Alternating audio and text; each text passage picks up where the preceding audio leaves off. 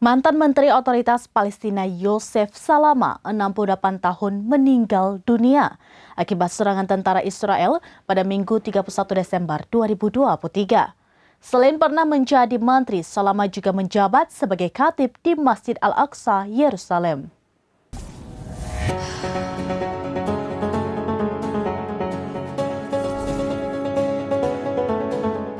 Mantan Menteri Otoritas Palestina Yosef Salama, 68 tahun, meninggal dunia akibat serangan tentara Israel pada Minggu 31 Desember. Selain pernah menjadi menteri, Salama juga menjabat sebagai khatib di Masjid Al-Aqsa, Yerusalem.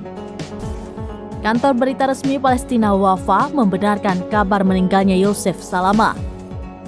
Korban meninggal setelah rumahnya yang terletak di Gaza Tengah dibom tentara Israel. Salama dianggap dekat dengan Fatah, partai yang mendukung Presiden Otoritas Palestina Mahmud Abbas. Ia pun ditunjuk sebagai Menteri Akwaf dan Agama mulai Februari 2005 hingga Maret 2006. Terkait kabar meninggalnya Salama, militer Israel belum memberikan komentar. Namun serangan di Gaza terus berlanjut meski tahun hampir berganti. Israel mengklaim tujuan utama perang adalah untuk melenyapkan Hamas. Namun faktanya, serangan di Gaza telah menelan banyak korban sipil.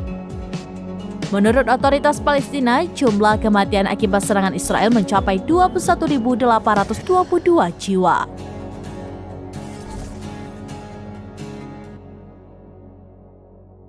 Demikian informasi terkini Syedar Alun. Saksikan terus beragam informasi lainnya.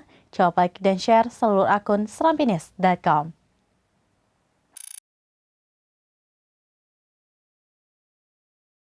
Download Tribun X sekarang, menghadirkan lokal menjadi Indonesia.